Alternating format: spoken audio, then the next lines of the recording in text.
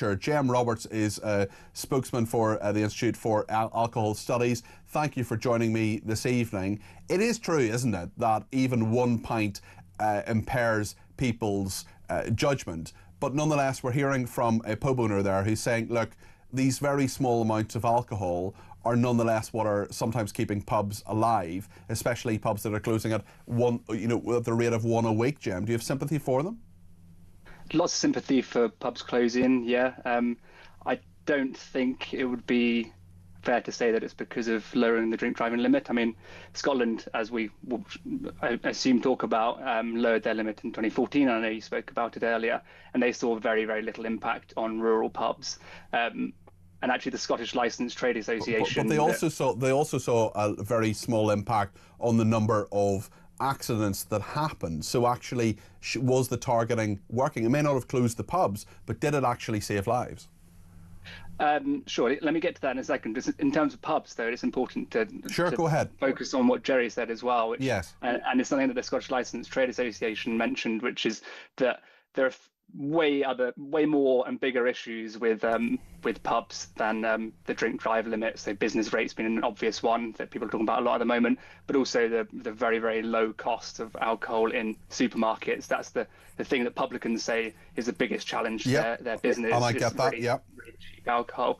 In terms of Scotland, and to your question, one of the main studies that you spoke about an hour ago didn't find an initial reduction in drink drive deaths, but it very, very clearly stipulated why they think that was, and that was because of a reduction in enforcement. I think the main point to get across really is that if you want to save lives by reducing the drink drive limit, you have to pair that with much better enforcement, and you have to pair that also with public awareness campaigns. And if you do all three of those things, then you will see a reduction in drink drive deaths. And the enforcement is the key one, isn't it? Because people will know there's a consequence to this. But given the state of our police in this country, given the fact that you can ring 999 and wait ages for the police or for an ambulance, well, this is actually something that it's about public confidence as well. And if you're going to say to someone, no, friends don't let friends drive drunk, we're going to take your keys, or we're going to give you a lift home, or we're going to call you a taxi, or whatever it is, and the person says, nobody will catch me, the police won't catch me, I'm on backcountry roads, or even in a city where you think actually there's not going to be any consequence to that. That's the key point, isn't it? Or one of the key points anyway, Jem. Yes, that's exactly it. So visible enforcement, and with this case, visibly improved enforcement, is so key to it, because, as you say, people have to assume that they will be caught. Otherwise, some people will flout the rules, yes. Things have changed dramatically. You talked about the business rates there, you talked about enforcement and so on. I mean, I don't drink, actually. I haven't had a drink in 7 years. Lonely up here on the Mall High Ground, Jem, let me tell you. And I love my local pub. I think it's a great pub. The people who run it are lovely. They do a brilliant pub quiz. I will go there and have a Diet Coke or a lime and soda or whatever. But actually, I often walk past it and I see there are fewer and fewer people in there because the prices are quite high. It's not a place I can afford to go to all the time. The prices are high, and I worry that someday it's going to close, and there'll be a lot of people in their local community saying, look, under no circumstances do we want anybody to drink drive. Absolutely not. We don't want to put anybody at any risk. But it's just in all those things you've mentioned, the business rates, national insurance rises, minimum wage going up, all the rest of it.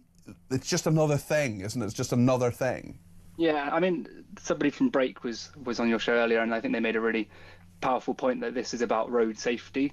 And if there's a small financial impact on some pubs, maybe that's okay if we're saving. I remember lives on the road. Yeah, Lucas saying that. Yeah. Yeah, and so there's that point, but then there's also the bigger point that I mentioned earlier, which is that if you want to help pubs, if you want to help rural pubs, the way to do that is through business rates. It's through tackling really cheap supermarket alcohol. It's through tackling the power of pubcos over tenants.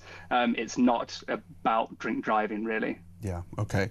Listen, thank you, Jem. Really interesting to talk to you, and thanks for watching earlier as well. Not every guest does that, let me tell you. Jem Roberts there, spokesman for the Institute of Alcohol Studies. Really interesting to hear from Jem there. What do you think